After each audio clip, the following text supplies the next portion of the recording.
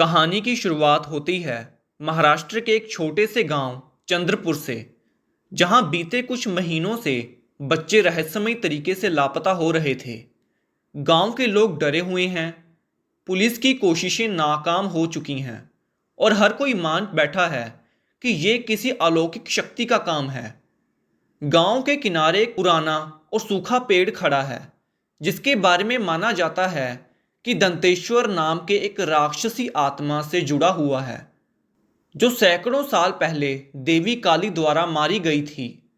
लेकिन उसकी आत्मा अब भी मुक्त नहीं हुई है। इसी गांव में रहती है दिव्या, एक विधवा माँ जो अपनी 9 साल की बेटी सिया के साथ रहती है। दिव्या एक मजबूत लेकिन शांत स्वभाव की महिला है। वो अपनी बेटी को पढ़ाकर डॉक्टर बनाना चाहती है। उसका अतीत रहस्यमयी है। वो गांव में नई है और कोई नहीं जानता कि वो पहले कहाँ थी। सिया एक हंसमुख, चुलबुली और संस्कारी लड़की है, जो स्कूल में सबसे होशियार मानी जाती है। माँ बेटी का रिश्ता बहुत गहरा है। दोनों एक दूसरे के बिना अधूरे हैं। एक रात गांव में एक तांत्रिक की एंट्री होती है, तांत्रिक रुद्राक्ष। वह कहता है कि यह सब किसी शाप का नतीजा है और एक बहुत ही शक्तिशाली आत्मा जाग चुकी है। वह गांव वालों को चेतावनी देता है कि दंतेश्वर का वंशज फिर से जन्म लेने वाला है और जिस बच्ची का खून पवित्र होगा वही उस आत्मा का द्वार बनेगी। दिव्या इस पर ज्यादा ध्यान नहीं देती, लेकिन कुछ दिनों बाद एक भयानक हादसा होता है। सिया लापता हो जाती है। गांव में अफरा तफरी मच जाती है। दिव्या पागलों की तरह अपनी बेटी को ढूंढती है।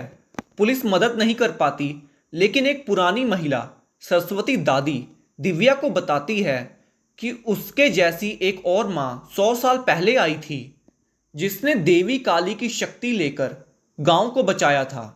सरस्वती दादी उसे एक पुराना मंदिर दिखाती है, काली माता का गुप्त मंदिर, जो अब टूट चुका है और गांव वाले वहां नहीं जाते। दिव्या उस मंदिर में जाती है। वहां उसे एक शिला मिलती है, जिस पर लिखा होता है, जब मां का हृदय दुख से फटता है तब देवी काली उस मां में समा जाती है। वहीं दिव्या को एक दिव्य दृष्टि होती है। वो अपने अतीत को देखती है। उसकी मां भी एक तांत्रिक शक्ति से लड़ी थी और दिव्या को बचाने के लिए देवी काली का रूप धारण किया था। वहीं दिव्या को पता चलता है कि वो सिर्फ एक आम मां नहीं है, वो स्वयं देवी काली का अंश है, जिसे मानव रूप में धरती पर भेजा गया है ताकि अधर्म को रोका जा सके। अब कहानी एक नया मोड़ लेती है।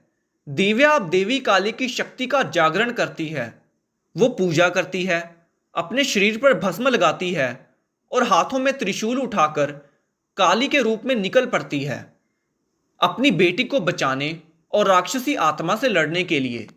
उधर सिया को एक गुफा में बंदी बनाया गया है, जहां रुद्राक्ष उसे बलिदान देने की तैयारी कर रहा है। वहां एक पुरानी तंत्र विद्या चल रही है, जिसमें काले वस्त्रधारी तांत्रिक नाच रहे होते हैं, शंख बज रहे होते हैं और रुद्राक्ष मंत्र उच्चारण कर रहा होता है।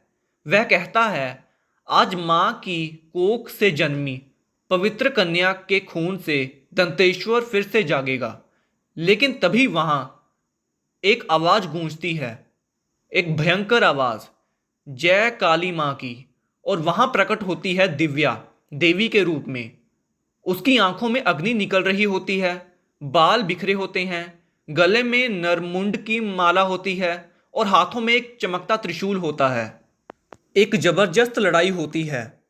तांत्रिक रुद्राक्ष तांत्रिक शक्तियों से हमला करता है, लेकिन दिव्या उसके हर वार को झेलती है।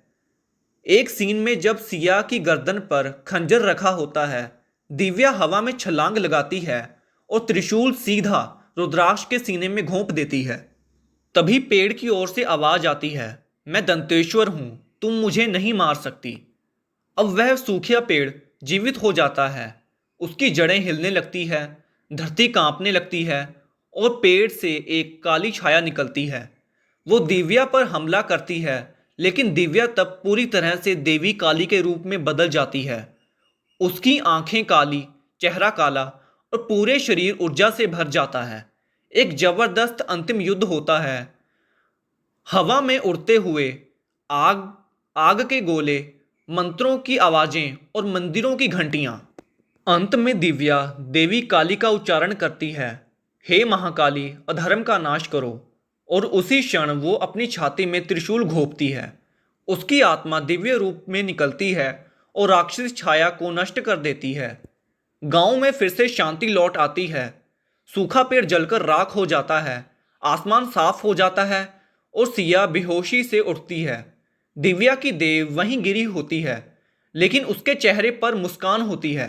गांव के लोग उसे देवी मानकर पूजने लगते हैं। कहानी समाप्त होती है एक दृश्य से, जहां सिया मंदिर में बैठी है और उसकी आंखों में भी वही तेज दिखाई देता है जो उसकी मां की आंखों में था। एक आवाज आती है, जब भी अधर्म बढ़ेगा, मां फिर लौटेगी। इसी के साथ ये मूवी खत्म हो जाती है। अगर आपको ये वीडियो अच्छी लगी हो तो इस वीडियो को लाइक और हमारे चैनल को सब्सक्राइब जरूर करें।